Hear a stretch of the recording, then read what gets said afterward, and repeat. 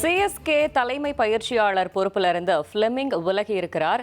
இந்த நிலையில் கிரிக்கெட் விமர்சகர் திரு வடுகநாதன் நம்மிடையே இணைந்திருக்கிறார். சார் வணக்கம். ஃபிளெமிங் விலகி இருக்கிறார். இந்த நிலையில் வேற யார் பயிற்சியாளராக நியமிக்க வாய்ப்பு இருக்கிறது? உங்களுடைய தகவல். அது ரொம்ப ப்ரீமெச்சூர்ட் கொஸ்டின். ஏன்னா இதுவே எல்லாருக்கும் அதிர்ச்சியா தான் இருக்கு. ஏன்னா திடீர்னு அவர் விலகி இருக்கிறாரு. கிட்டத்தட்ட பாத்தீங்கன்னா ஒரு சக்சஸ்ஃபுல் கோச், ஐபிஎல்லே successful coach, not fallen for Chennai super king.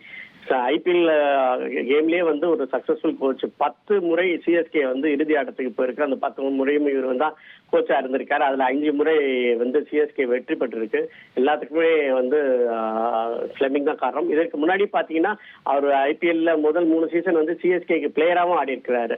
So ஒரு சக்சஸ்ஃபுல் கேப்டன். அவரை ரீப்ளேஸ் பண்றதுக்கு I think it will take time.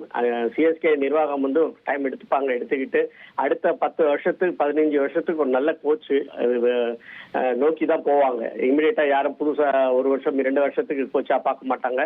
எப்படி ஸ்டீஃபன் ஃபிளெமிங் 16 வருடம் நமக்கு 18 வருடம் இருந்தாரோ 15 வருஷம் கோச்சாகவும் 13 வருஷம் பிளேயராகவும் இருந்தார். அந்த மாதிரி அடுத்த 15 வருஷத்துக்கு நோக்கி தான் போவாங்க. அதனால கொஞ்சம் நேரம் கால நேரம் ஆனாலும் டைம் எடுத்து நல்ல கோச்சை ஐடென்டிஃபை பண்ணுவாங்கன்னு தான் நினைக்கிறேன்.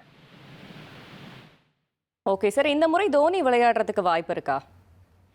தோனிக்கு ஃபிட்னஸ் இருந்தா கண்டிப்பா போன சீசனே விளையாண்டுருப்பார். ஃபிட்னஸ் இல்லாத ஒரே காரணத்தினால தான் அவனால விளையாட முடியல. கண்டிப்பா இந்த சீசன் கண்டிப்பா ஃபிட்னஸோட வருவாரு. கண்டிப்பா சென்னை சூப்பர் கிங் ஒரு அட்லீஸ்ட் அவர் ஒரு ஆடிட்டி விலகணும்னு பாக்குறாரு. எல்லாட்டி இந்த வாட்டி ஃபிட் இல்லைன்னா விலகி இருப்பாரு. இப்ப தோனியை பாத்தீங்கன்னு வச்சுக்கீங்களேன், திடீர்னு ஆஸ்திரேலியா 2014 சீரீஸ்ல பர்ஃபார்மன்ஸ் நம்மளால கொடுக்க முடியல அப்படின்னு நினைச்ச உடனே 2வது டெஸ்ட்ல சிட்னி டெஸ்ட்ல ரிட்டையர் அனௌன்ஸ்மெண்ட் பண்ணாரு. அதே மாதிரி 2019 இதுக்கு மேல நமக்கு ஒன் டே மேட்ச் ஆட போறது இல்ல, கோவிட் வந்துருச்சு, இதனால இனிமே நம்ம கண்டினியூ பண்ண முடியலன்னு இமீடியட்டா அவர் ரிட்டையர்மெண்ட் அனௌன்ஸ் பண்ணார். அந்த மாதிரி அனௌன்ஸ் பண்ண ஒரு தோனி இதுக்கு சிஎஸ்கேக்கு மட்டும் ஏன் அந்த மாதிரி பண்ணலன்னா, அவர் ஒரே ஒரு கடைசி ஒரு சீசன் ஆடணும்னு நினைக்கிறார்.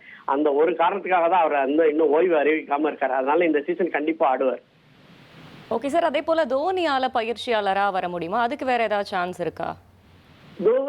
கண்டிப்பா தோனி சிஎஸ்கேவோட மென்டரா இருப்பாரு. கோச்சா இருப்பாரான்றது தெரியல. மேபி அவர் அந்த இதை எடுத்துப்பாரான்னு எனக்கு தெரியல.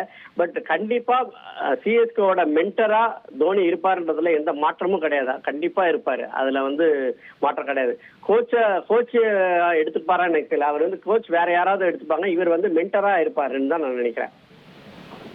அதே போல சார், முன்னாள் வீரர் சுரேஷ் ரெய்னாவும் பயிற்சியாளர் வரதுக்கு ஏதாவது சான்ஸ் இருக்கா? சுரேஷ் ரெய்னாக்கு அனுபவம் கொஞ்சம் கிடையாது இந்த பயிற்சியில. கோச்சா பெரிய எந்த டீமுக்கும் கோச்சா இருந்தது. ஸ்டீஃபன் ஃபிளெமிங் இருந்திருக்கிறார், பல டீமுக்கு இருந்திருக்கிறார், நிறைய கவுண்டிக்கெல்லாம் கோச்சா இருந்தார். அதனால வந்தாரு. சுரேஷ் ரெய்னாக்கு அது இல்லை. அதனால கண்டிப்பா சுரேஷ் ரெய்னாக்கு மெயின் பயிற்சியாளராக கொடுக்க மாட்டாங்க. ஒண்ணு போலிங் இல்ல பேட்டிங் இல்ல துணை கோச் அந்த மாதிரி ஏதாவது கொடுக்கலாமே தெரியல. மெயின் கோச்சா கொடுக்க மாட்டாங்க. இனி செல்லும் இடமெல்லாம் செய்தி. தந்தி டிவியின் வாட்ஸ்அப் சேனலை ஃபாலோ பண்ணினா செல்ல இருக்கும் இடமெல்லாம் செய்தி. இதோ QR கோட் இப்பவே ஸ்கேன் பண்ணுங்க, ஃபாலோ பண்ணுங்க.